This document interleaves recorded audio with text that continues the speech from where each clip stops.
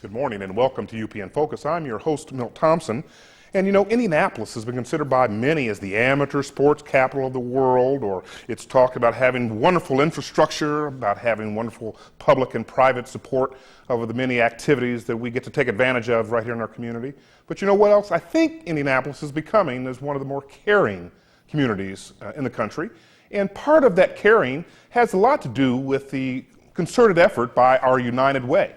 And we're going to talk about the United Way, its specific campaign this year, and we're going to do that with a couple of its top volunteers, happen to also be good friends of mine. We're going to do that with Bud Melton. Bud, and welcome to our show. Thanks, Milt. And Bud happens to professionally run a big bank here in town, First Indiana, and really appreciate you not only in the community taking advantage of the opportunities presented to you at the bank to lead a campaign, but also for being involved in philanthropy where the rubber meets the road, and that's with people. But I really want to appreciate you coming.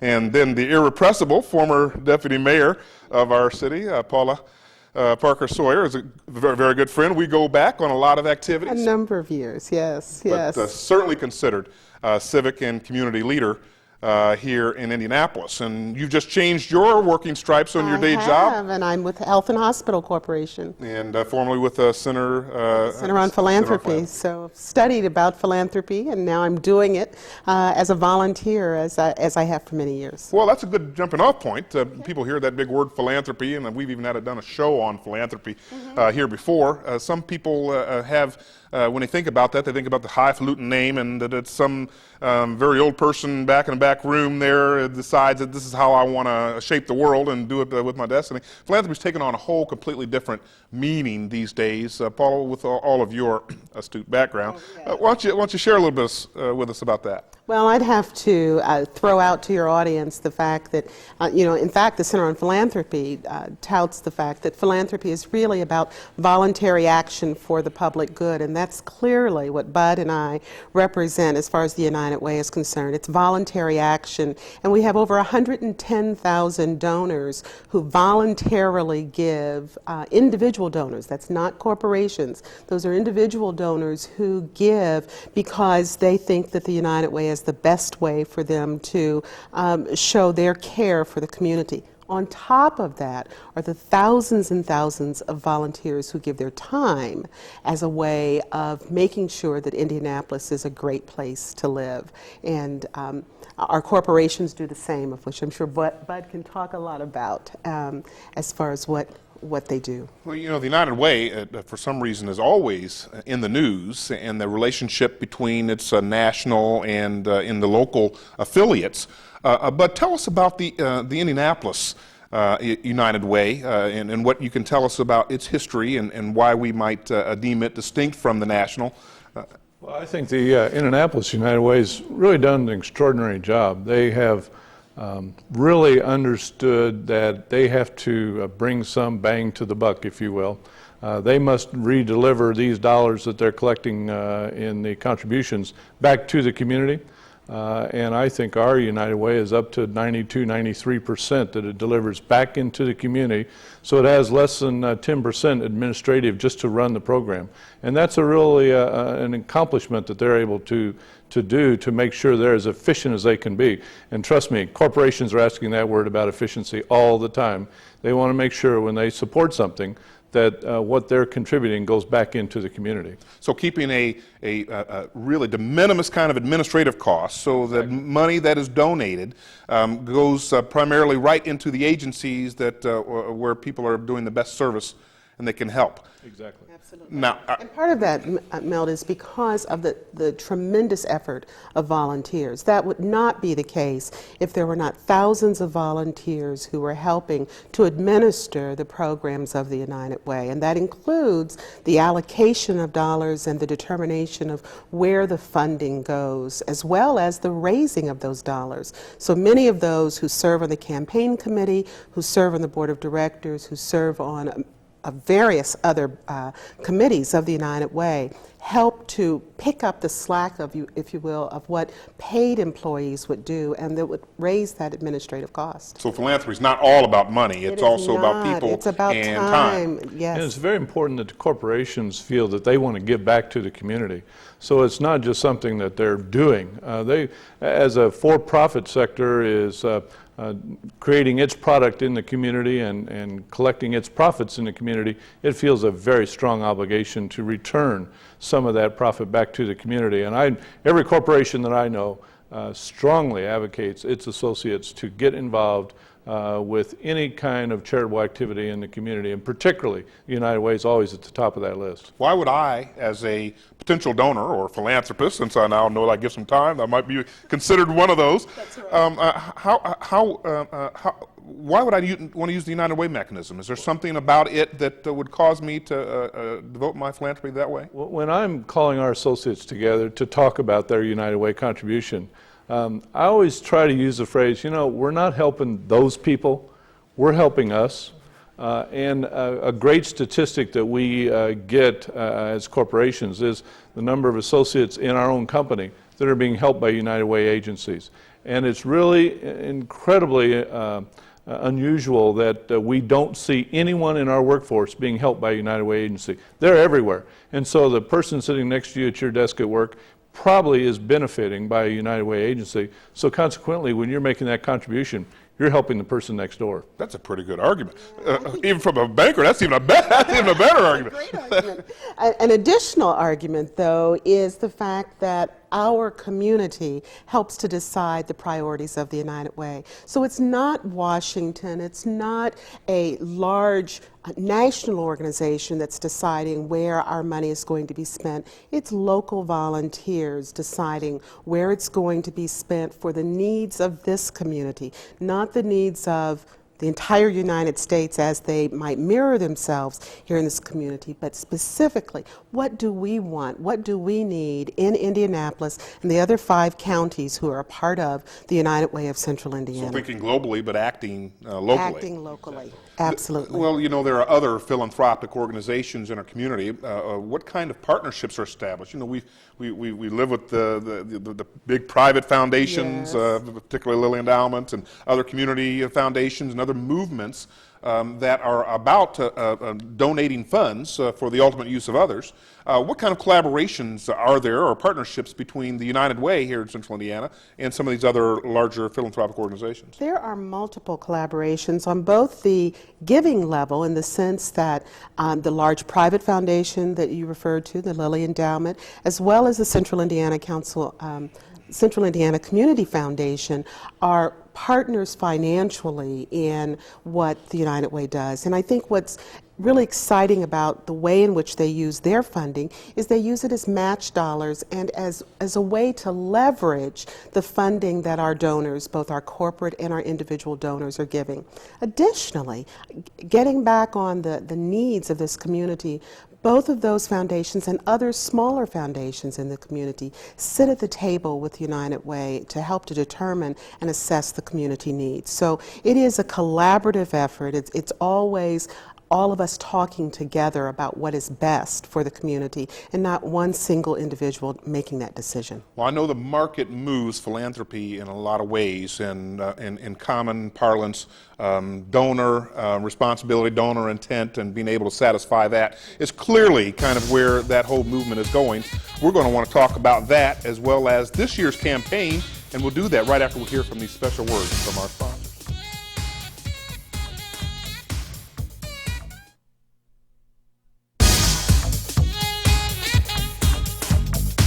Welcome back to UPN Focus. We've been talking this morning about the United Way, a most significant philanthropic collaboration around town. And we were talking before we took a break about some specific collaborations and partnerships with others. Are there other initiatives that we might be aware of?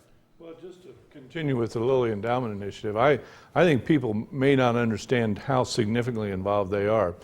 For instance, if you're a new donor to the United Way, for every $1 you put up, they'll put up $1. So if you put $1 a week, that's $52, but for the United Way, it's $104. And so that is an incredible match that they have.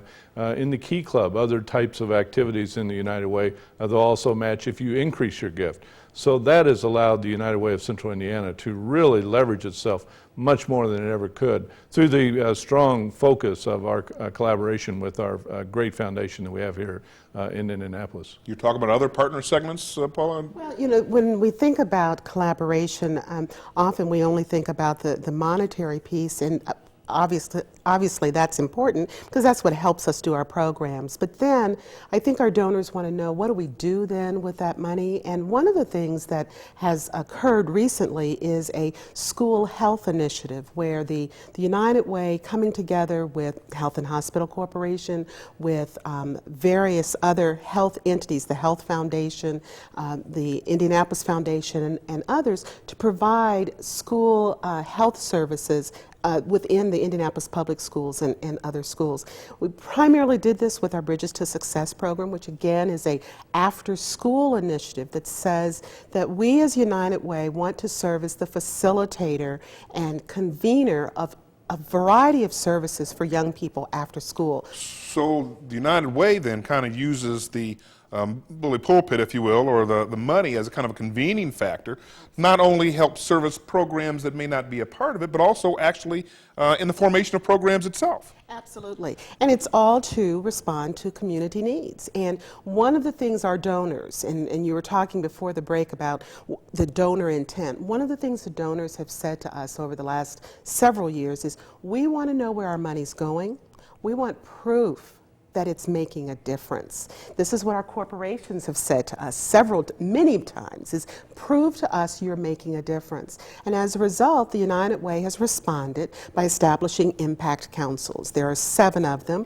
I happen to chair the Children and Youth Impact Council, and our purpose is to respond to what is it that children and youth need in this 6-county area, and to establish programs through our United Way agencies that respond to the needs, not just establishing programs so the agencies can continue to exist. We're not in the business of funding agencies. We're in the business of responding to community needs. So we are a money generator, we're a collaborator and a partner, we're a programmer, we're a third-party aid to other programmers that assist with people, and we're also volunteers. Boy, you make a wonderful United Way spokesperson. Well, I tell you, I'm only trying to repeat that.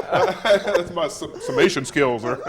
But the campaign for 2000, you're the chair of the campaign this year. No, Randy Tobias is the chair Randy of the Tobias campaign, is the and chair. I certainly am not a Randy Tobias.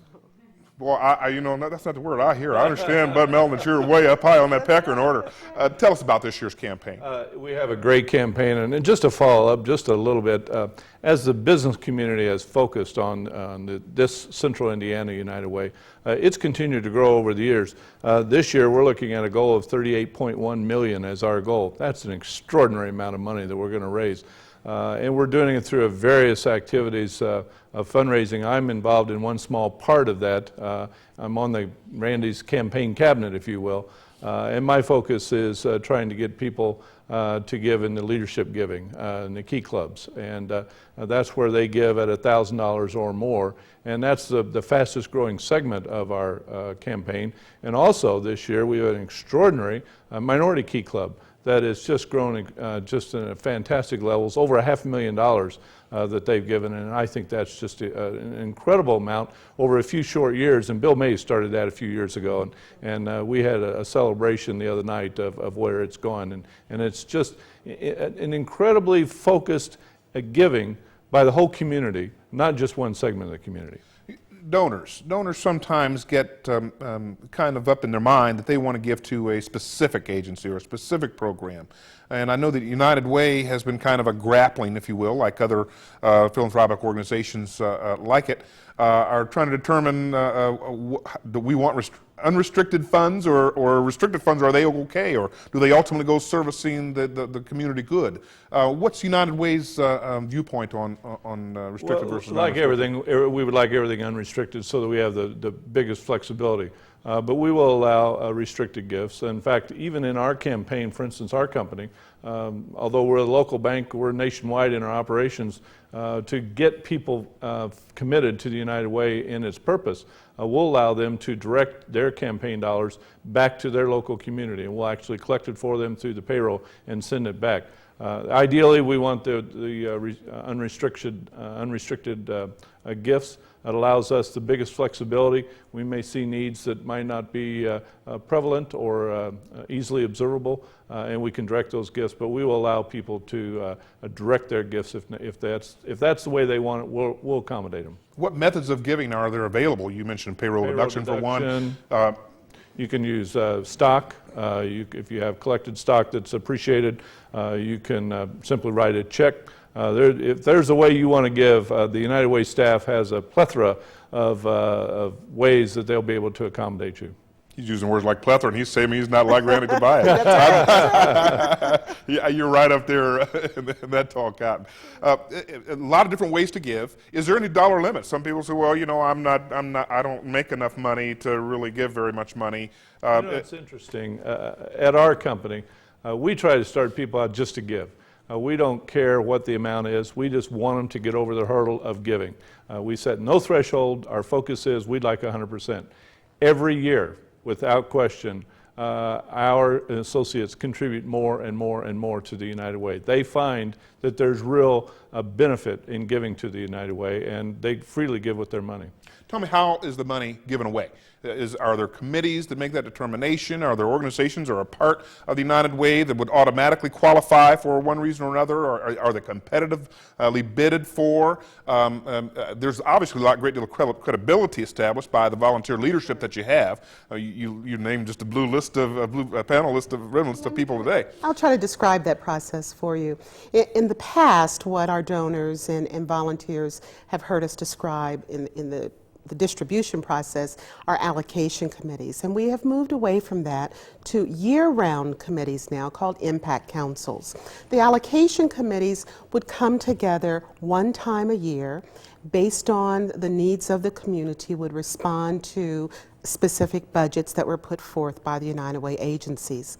Again, responding to our donors' request and our donor needs, then we are responding to community needs by these impact councils setting priorities, setting goals as far as what we want to accomplish over the next year and how much money it will take to do that. The agencies then will put forth proposals as to how they will respond to those needs.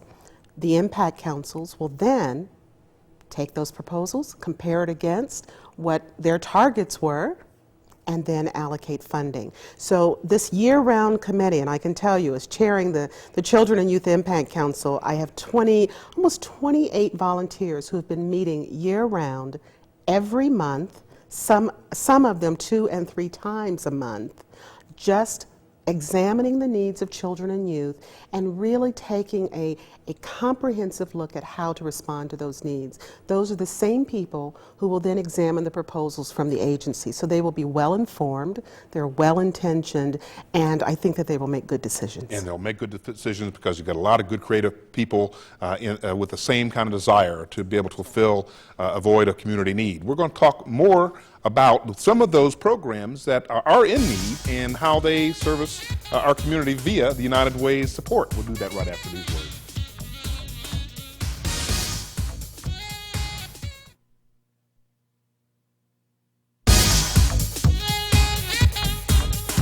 Welcome back to UPN Focus. We've been talking with Bud Melton and Paula Parker-Sawyer here about the United Way and now the people who it helps.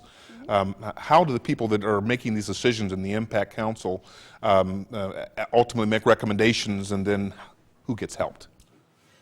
Primarily the way that we do it is we look at what our community needs, and one of the things that the impact councils do is in setting the priorities as far as what to respond to. Let's take, for example, after-school care. The United Way cannot respond to all of the after-school needs of the 6-county area, but it can look at areas that are in most need and where its dollars when partnered with, in collaboration with other organizations, can get the most service for the most number of children. So in the impact councils are really looking at very large issues, using United Way funding for leveraging, but also looking at issues with respect to policy development, new programs that might need to be developed by entities other than the United Way. So this is our way of being a good citizen and a good neighbor to the entire community, not just with the United Way dollars, but with all the resources the community has to offer. But how do we get involved? By writing a check is one way, clearly. Another way is to get involved. How would I get involved if I wanted to share in the leadership and the creativity of this? I think you just let your employer know, assuming that you're working in the workforce, or if you're a stay-home mom or working in that capacity, you can easily find someone that's involved in the United Way and just let them know. The United Way in several businesses has what's called a loaned executive program, where those people leave that company and actually work in the United Way workforce, trying to assist them with such things as accounting or helping in the councils or in just a myriad of different kind of activities. So someone that you're involved with in your workforce will know someone else who can get you involved. There are a great deal of necessary jobs that are out there. As Paula was talking earlier, the United Way staff can't do it all. They require the community to step in and give not only their dollars, but their time as well. The other aspect is the overriding board of directors. People that want to serve are always picked, and not only do the various agencies that the United Way serve need boards, but also the board of the United Way as well. You can involve yourself from the top to the bottom. All you have to do is raise your hand, and you'll find a slot. So you can get involved. You can write the check for one. You can call the United Way office and volunteer to assist in various capacities. Or you can go to your employer and say that I am interested in being involved in the United Way so that I can too be a caring member and give back to our community. Exactly. That's how you do it. If you look at our calendar, you'll find other ways to participate in our community activities. Here are some events in our area for you to focus on. Animal lovers of all ages are invited to enjoy Pet Fest 2000 today from 9 a.m. to 2 p.m. at Johnson County Park in Edinburgh. Events include the second annual Paw Pounder Dog Walk, frisbee catching demonstrations, and obedience training. Proceeds benefit the Johnson County Humane Society. Next weekend, flock on down to Military Park in Indianapolis for the 2000 Pleasant Run Duck Race. Saturday, September 30th, toy ducks will fill the downtown canal to raise money for Pleasant Run, a not-for-profit agency serving abused, neglected, and at-risk children. Individuals can sponsor a duck for $5 and a flock for $25. Calling all volunteers, Westview Hospital in Indianapolis needs volunteers for the gift shop, information desk, and patient escorts. For more information, contact Betty Orr at 317-920-7390. We want to hear from you. Send your event information 3 weeks in advance to be part of the UPN 23 community calendar. And I know you'll take advantage of some of those wonderful calendar opportunities, as you will by taking advantage of the United Way. I want to thank Bud Melton and Paula Parker-Sawyer for participating. If people want to participate, what's that phone number of the United Way? 923-1466. 923-1466. Pick up the phone, you call it, and dial right back here next week for UPN Focus. See you next week.